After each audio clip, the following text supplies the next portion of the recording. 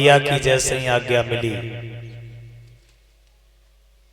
आज्ञा लला जैसे ही मिली, फिर मैया यशोधरा जो थी बरमाला हाथ में लिए हुए भाज चली आई। अब इस बार किसी को नहीं देखा,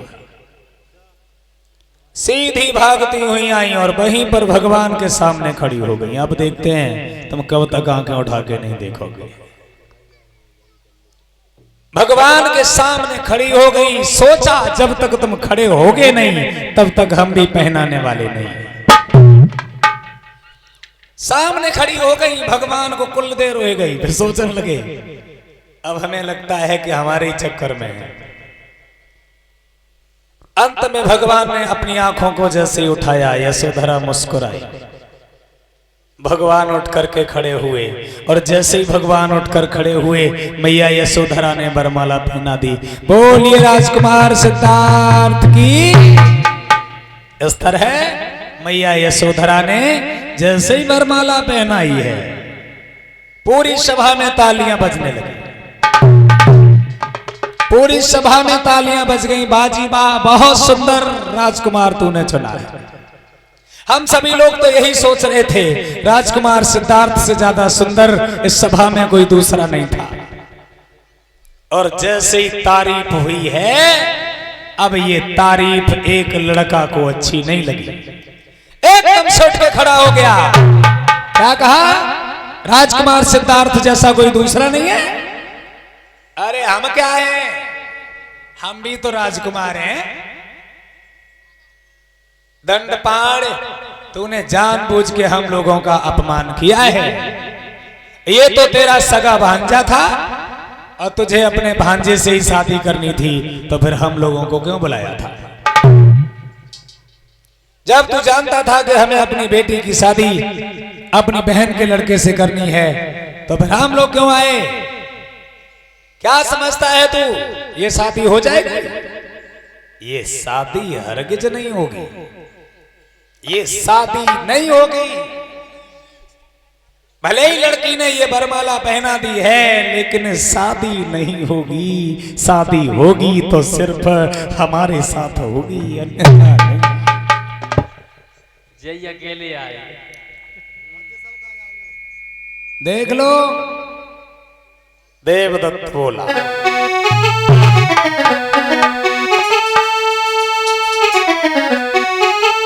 और मेरे सामने ये छल बल की और क्या बौछारे फल पाएगी।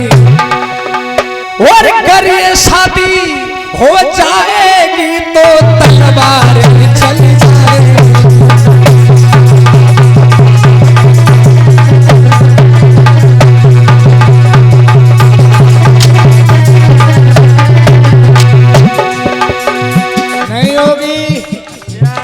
हरगिज नहीं होगी। अगर हुई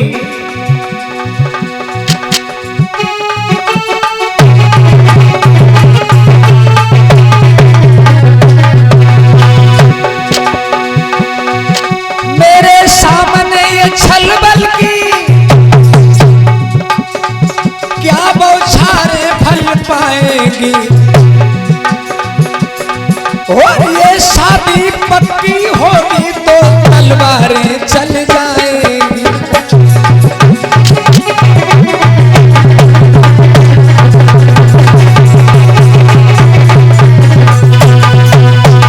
देवदत्त बोला, एक बात बताइए। विनीत विक्रम बौद्ध ने लिखा कि सिंह सुता नहीं और चुंबक जोगू और नीक न भे कहीं मोहन भोगू।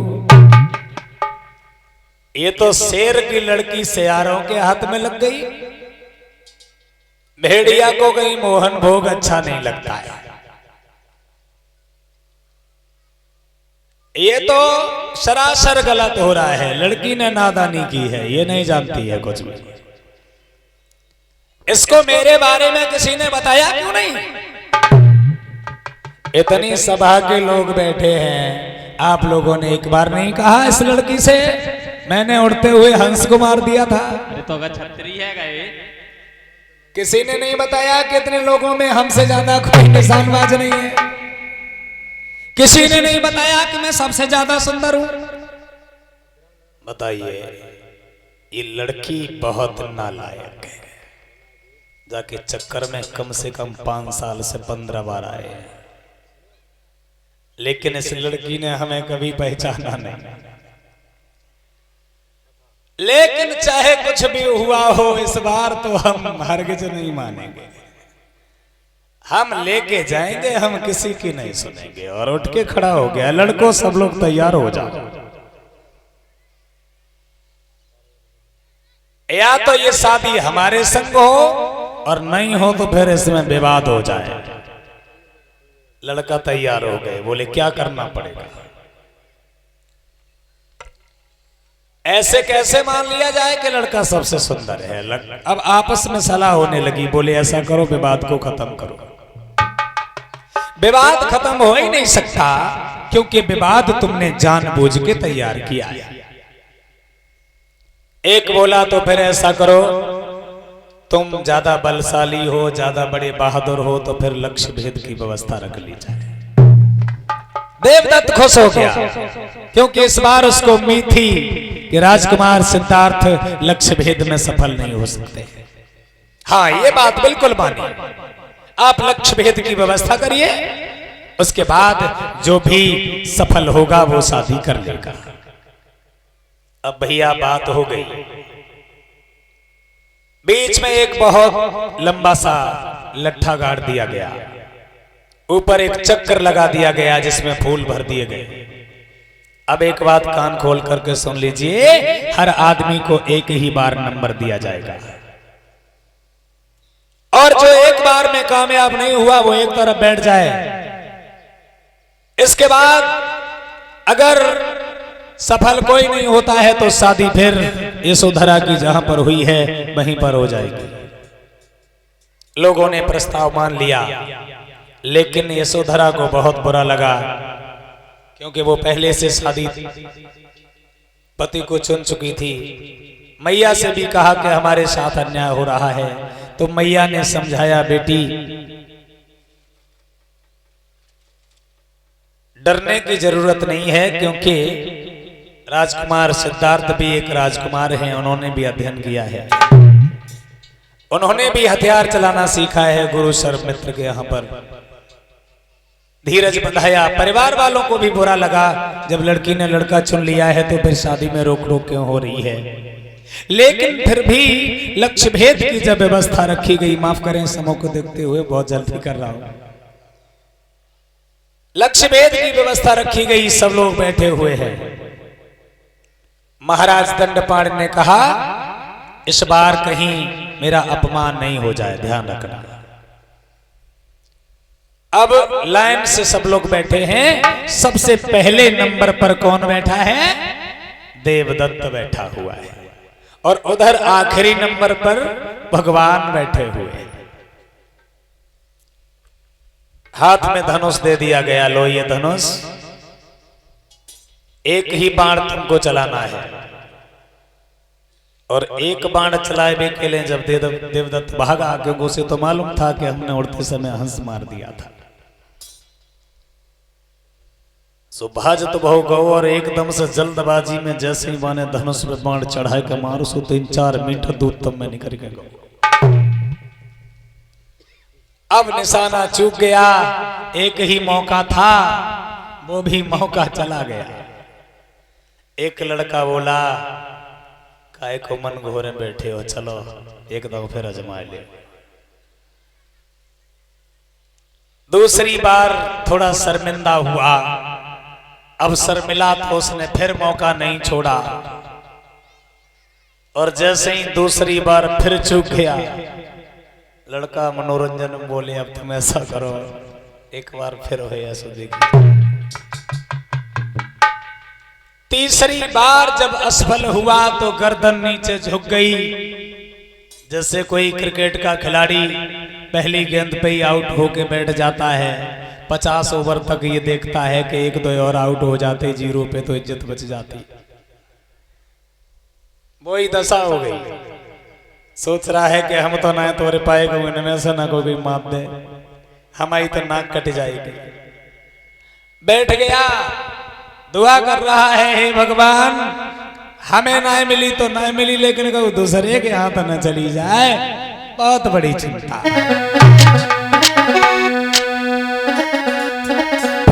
महाराज दंडपाण को क्रोध आया और दंडपाण बोले हमारे मुंह की तरफ मत देखिए, अब तुम लोग उठो और जाओ।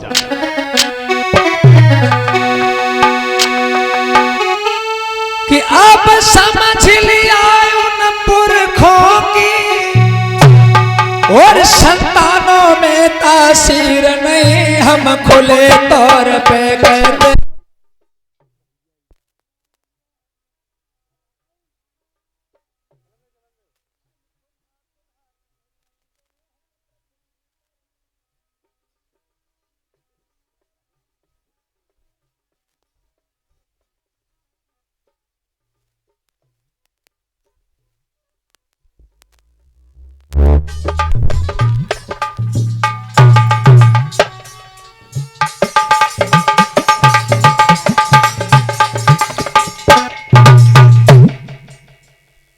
महाराज दंडपाण उठ के खड़े हुए।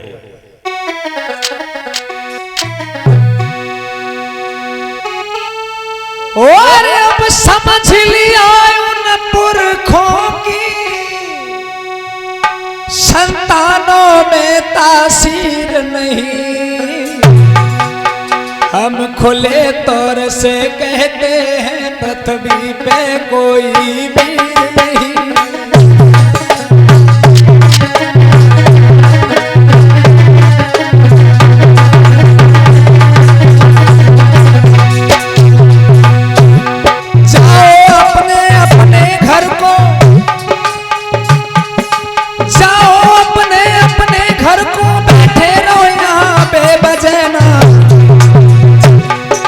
गोपा के वीर स्वयंवर में कायर को कोई जगह है।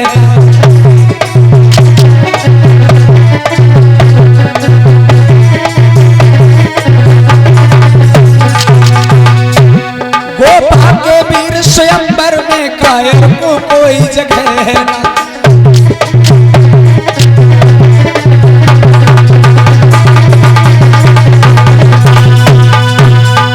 विनीत विक्रम बौद्ध जी ने लिखा, महाराज दंडपाण को क्रोध आया और दंडपाण बोले कि निपट निराश और सब ही अब लोकी, और दंडपाण सके उनरो।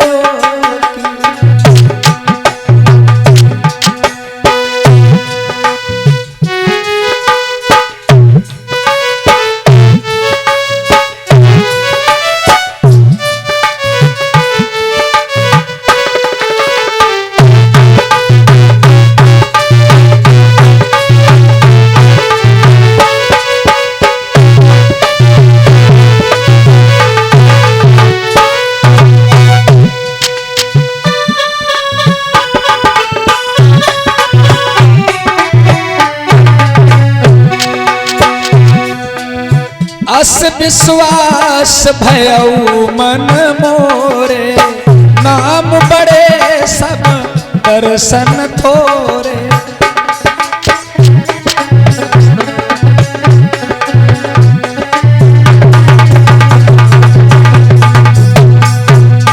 अब हमें भरोसा हो गया, तुम लोग जितनी तारीफ मार रहे हो ऐसा तुम में से एक भी नहीं है, इसलिए मेरे मुंह की तरफ क्या देख रहे हो, जाओ चले जाओ, हम किसी की शक्ल देखना नहीं चाहते। क्या देख रहे हो, जाओ। अरे तुम्हें इसे कह रहे हैं, क्या देख रहे हैं मेरी मुंह की तरफ, जाइए। तुम सब लोगों ने मेरा अपमान किया, अब सब लोग देख रहे हैं। देवदत्त ने सोचा अच्छा चलो कोई बात नहीं, हम नहीं तोड़ पाए तो वो अभी वो भी तो बाकी है। जब तक वो निकल के नहीं आएगा तब तक कैसे चले जाएंगे। तुम इस चक्कर में हो हम चले जाएं सो तुम भाई के संग ब्याह कर दो। शादी तो होगी लेकिन ऐसे नहीं होगी जब तक हम रहेंगे तब तक। अगर हमने धनुष उठाया है तो धनुष वो भी उठाएगा। भगवान ने सुना, बात तो सही कह रहे हैं। अगर नियम है तो सबके लिए है। भगवान उसी समय आगे बढ़े और भगवान ने धनुष हाथ में उठाया और धनुष उठाने के बाद और सर को लयो चढ़ाए रे के डोर खींच दई भाई।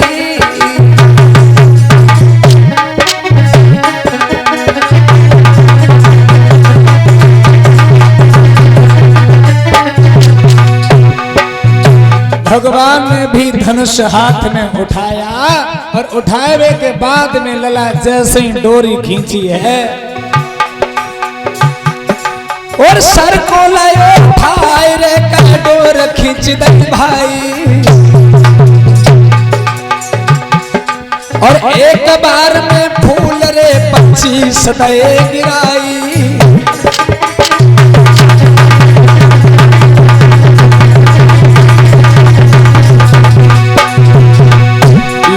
भगवान के निशाना देखना चाहते थे। एक बार में भगवान ने 25 फूलों को नीचे गिरा दिया। गजब हो गया।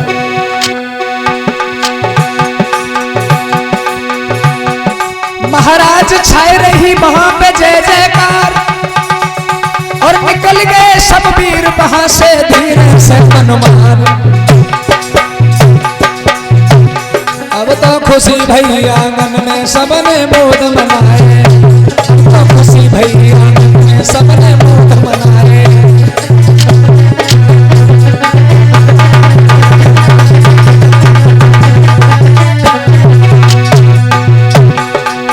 मोद मनाए हैं सबने मोद मनाए। हाँ, अब तो खुशी भई आंगन में सबने मोद मनाए।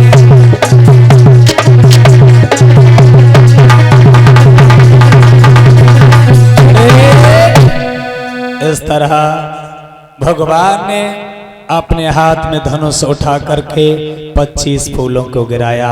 पूरी सभा में तालियां बजी, भगवान का स्वागत हुआ। इस तरह भगवान का विवाह हुआ। बोलिए राजकुमार सिद्धार्थ की। और जब विवाह हो गया उसके बाद में खबर पहुंची महाराज शुद्धोदन के लिए, तुम्हारे लड़के ने स्वयंवर को जीत लिया है, इसलिए बारात लेकर आइए, उसके बाद में विवाह करके ले जाइए। माफ करें, कार्यक्रम यहीं पर विराम लेगा। इसके आगे की कथाएं आप कल सुनेंगे। 2 बार तालियां बजाते हुए 2 लाइन बोलेंगे, उसके बाद में